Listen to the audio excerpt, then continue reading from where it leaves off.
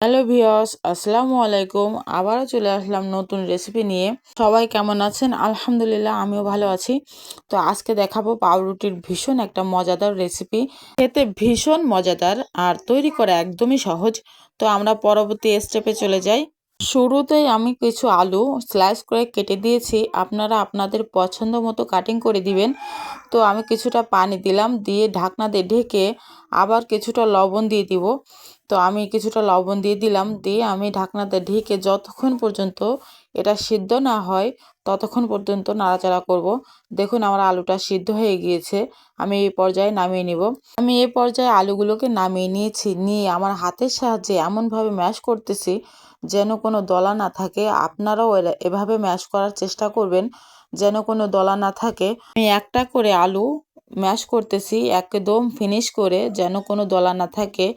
এই বিষয়ে আপনারা খেয়াল করবেন। আর আপনাদের হাতের কাছে যদি কোনো কিছু থাকে তাহলে আরও ভালো হয়। তো আমি এই পর্যায়ে একটা ডিম দিয়ে দিলাম, 1 চামচ শুকনো মরিচের গুঁড়া দিয়ে দিলাম, আর দিলাম ম্যাজিক মশলা। ম্যাজিক মশলাটা দেওয়ার কারণ হচ্ছে এটা টেস্টিটা বেশি ভালো আসবে।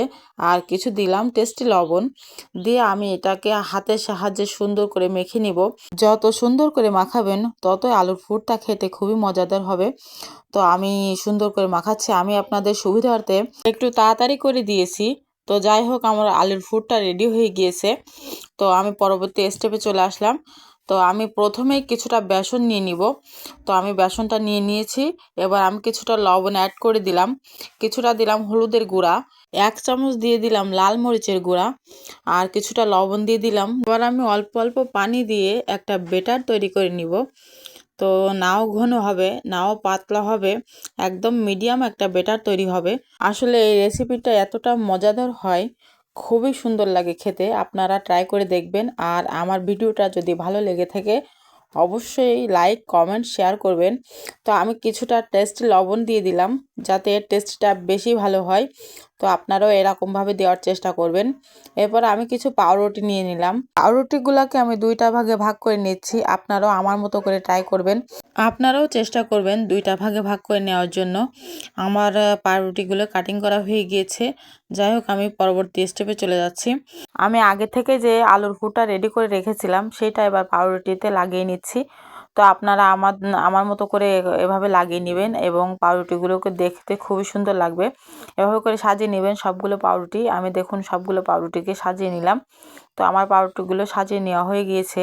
এই পর্যায়ে আমি যে বেসনের মিশ্রণটা তৈরি করেছিলাম সেই বেসনের মিশ্রণে আমি এই পাউরুটিগুলোকে দিয়ে দিব। তো দিয়ে এমনভাবে মাখাতে হবে যেন কোনো ফাঁকা না থাকে। দেখুন আমি কিভাবে মাখাচ্ছি, আপনারাও একই পদ্ধতিতে মাখাতেও চেষ্টা করবেন। আর আপনারা একটা বড় পাতিল নেওয়ার চেষ্টা করবেন যাতে একটু ভাজাটা ভালো হয়। আমার কাছে অত বড় পাতিল নেই, তারপরেও আমি চেষ্টা করেছি আমার সাধ্যমতো। যাই হোক, আমি যেভাবে ভাজতেছি হুবহু আপনারাও এভাবে ভেজে নেবেন যেন পুড়ে না যায়, সেদিকটাই লক্ষ্য রাখবেন। তো আমার ভাজাটা হয়ে গিয়েছে, আমি এবার উঠিয়ে নিয়েছি। আমি একটু ভেঙে দেখাচ্ছি কতটা সুন্দর হয়েছে। আর ভিতরটা জাস্ট ওয়াও। আপনারা অবশ্যই ট্রাই করে দেখবেন। আর খুবই মজাদার হয়, খুবই মজাদার হয়, আমি বলে বোঝাতে পারবো না। তো আপনারা ট্রাই করে দেখবেন আর খেয়ে দেখবেন। একবার যদি বানান তো অবশ্যই আপনাদের পছন্দ হবে। তো সবাই ভালো থাকবেন, সুস্থ থাকবেন। আল্লাহ হাফেজ।